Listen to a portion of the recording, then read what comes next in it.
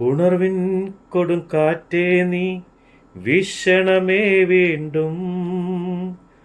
ഉണർവിൻ കൊടുങ്കാറ്റേ നീ വീശണമേ വീണ്ടും. തളരും മനസ്സുകളിൽ നീ പുതിയൊരു ജീവൻ നൽകണമേ. തളരും മനസ്സുകളിൽ നീ പുതിയൊരു ജീവൻ നൽകണമേ. വീണ്ടും എനിക്ക് നൽകണമേ പുതിയൊരു ബന്ധക്കുസ്താ. വീണ്ടും എനിക്ക് നൽകണമേ പുതിയൊരു ബന്ധക്കുസ്താ. അഭിഷേകത്തിൻ കൈകൾ നീ എന്നിൽ നീട്ടണമേ.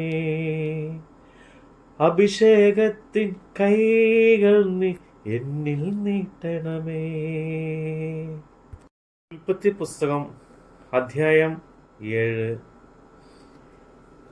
അനന്തരം യഹോവ നോഹയോട് കൽപ്പിച്ചത് എന്തെന്നാൽ, നീയും സർവ കുടുംബവുമായി പെട്ടകത്തിൽ കടക്കാം. ഞാൻ നിന്നെ ഈ തലമുറയിൽ എൻ്റെ മുമ്പാകെ നീതിമാനായി കണ്ടിരിക്കുന്നു. ശുദ്ധിയുള്ള സകല മൃഗങ്ങളിൽ നിന്നും ആണും പെണ്ണുമായി 7 ശുദ്ധിയില്ലാത്ത മൃഗങ്ങളിൽ നിന്ന് ആണും പെണ്ണുമായി 2. ആകാശത്തിലെ പറവുകളിൽ നിന്ന് പൂവനും പിടയുമായി 7. ഭൂമിയിലൊക്കെയും സന്തതി ശേഷിച്ചിരിക്കേണ്ടതിന് നീ ചേർത്ത് കൊള്ളണം. ഇനി 7 ദിവസം കഴിഞ്ഞിട്ട് ഞാൻ ഭൂമിയിൽ 40 രാവും 40 പകലും മഴ പെയ്യിക്കും. ഞാൻ ഉണ്ടാക്കിയിട്ടുള്ള സകല ജീവജാലങ്ങളുടെയും ഭൂമിയിൽ നിന്ന് നശിപ്പിക്കും. യഹോവ തന്നോട് കൽപ്പിച്ച പ്രകാരമൊക്കെയും നോഹ ചെയ്തു. ഭൂമി ജലപ്രളയം ഉണ്ടായപ്പോൾ നോഹയ്ക്ക് 600 വയസ്സായിരുന്നു. നോഹയും പുത്രന്മാരും അവൻ്റെ ഭാര്യയും പുത്രന്മാരുടെ ഭാര്യയും ജലപ്രളയം നിമിത്തം പെട്ടകത്തിൽ കടന്നു. ശുദ്ധിയുള്ള മൃഗങ്ങളിൽ നിന്ന് ശുദ്ധിയില്ലാത്ത മൃഗങ്ങളിൽ നിന്നും പറവുകളിൽ നിന്നും ഭൂമിയിലുള്ള ഇഴജാതിയിൽ നിന്നൊക്കെയും ദൈവം നോഹയോട് കൽപ്പിച്ച പ്രകാരം 2 ആണും പെണ്ണുമായി നോഹയുടെ അടുക്കൽ വന്നു പെട്ടകത്തിൽ കടന്നു. 7 ദിവസം കഴിഞ്ഞ ശേഷം ഭൂമിയിൽ ജലപ്രളയം തുടങ്ങി. നോഹയുടെ ആയുസിൻ്റെ 600 സംവത്സരത്തിൽ 2 മാസം 17 അന്ന് തന്നെ ആഴിയുടെ ഉറവുകളൊക്കെയും പിളർന്നു. ആകാശത്തിലെ കിളിവാതികളൊക്കെയും തുറന്നു. 40 രാവും 40 പകലും ഭൂമിയിൽ മഴ പെയ്തു. അന്നു തന്നെ നോഹയുടെ പുത്രന്മാരായ ശേമും ഹാമും യാഫേത്തും നോഹയുടെ ഭാര്യയും അവൻ്റെ പുത്രന്മാരുടെ 3 ഭാര്യമാരും പെട്ടകത്തിൽ കടന്നു. അവരും അതത് തരം കാട്ടുമൃഗങ്ങളും അതത് തരം കന്നുകാലികളും നിലത്ത് ഇഴയുന്ന അതത് തരം ഇഴജാതിയും അതത് തരം പറവകളും അതത് തരം പക്ഷികളും തന്നെ. ജീവശാസ്ത്രമുള്ള സർവ ജഡത്തിൽ നിന്നും 2 നോഹയുടെ അടുക്കൽ വന്നു പെട്ടകത്തിൽ കടന്നു.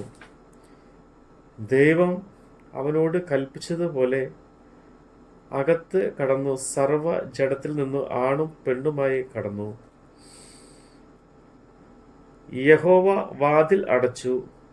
ഭൂമിയിൽ 40 ദിവസം ജലപ്രളയം ഉണ്ടായി. വെള്ളം വർദ്ധിച്ച് പെട്ടകം പൊങ്ങി നിലത്ത് നിന്ന് ഉയർന്നു. വെള്ളം പൊങ്ങി ഭൂമിയിൽ ഏറ്റവും പെരുകി. പെട്ടകം വെള്ളത്തിൽ ഒഴുകി തുടങ്ങി. വെള്ളം ഭൂമിയിൽ അത്യധികം പൊങ്ങി. ആകാശത്തിൽ കീഴിലുള്ള ഉയർന്ന പർവ്വതങ്ങളൊക്കെയും മൂടിപ്പോയി. പർവ്വതങ്ങൾ മൂടുവാൻ തക്കവണ്ണം വെള്ളം 15 മുഴം അവയ്ക്ക് മീതെ പൊങ്ങി. പറവകളും കന്നുകാലികളും കാട്ടുമൃഗങ്ങളും നിലത്തിഴയുന്ന എല്ലാ ഇഴജാതിയുമായി ഭൂചര ജഡമൊക്കെയും സകല മനുഷ്യരും ചത്തുപോയി. കരയിലുള്ള സകലത്തിലും മുക്കിൽ ജീവശ്വാസമുള്ളതൊക്കെയും ചത്തു. ഭൂമിയിൽ മനുഷ്യനും മൃഗങ്ങളും ഇഴജാതിയും ആകാശത്തിലെ പറവകളുമായി ഭൂമിയിൽ ഉണ്ടായിരുന്ന സകല ജീവജാലങ്ങളും നശിച്ചുപോയി. അവ ഭൂമിയിൽ നിന്ന് നശിച്ചുപോയി. നോഹയും അവനോടുകൂടെ പെട്ടകത്തിലുണ്ടായിരുന്നവരും മാത്രം ശേഷിച്ചു. വെള്ളം ഭൂമിയിൽ 150 ദിവസം പൊങ്ങിക്കൊണ്ടിരുന്നു. നമ്മുടെ കർത്താവിൻ്റെ വചനമാണ് നമ്മൾ കേട്ടത്. നീ അയക്കണമേ പരിശുദ്ധാത്മാവേ, ശക്തി അയക്കണമേ പരിശുദ്ധാത്മാവേ, അഗ്നി അയക്കണമേ പരിശുദ്ധാത്മാവേ, ശക്തി അയക്കണമേ പരിശുദ്ധാത്മാവേ. ആദിയിലെപ്പോൾ ജനകോടികളിൽ വീണ്ടും ഉണർത്തണമേ, അത്ഭുതങ്ങളും അടയാളങ്ങളും വീണ്ടും നൽകണമേ. അത്ഭുതമൊഴുകും കൈകൾ നീ എന്നിൽ നീട്ടണമേ, അത്ഭുതമൊഴുകും കൈകൾ നീ എന്നിൽ നീട്ടണമേ.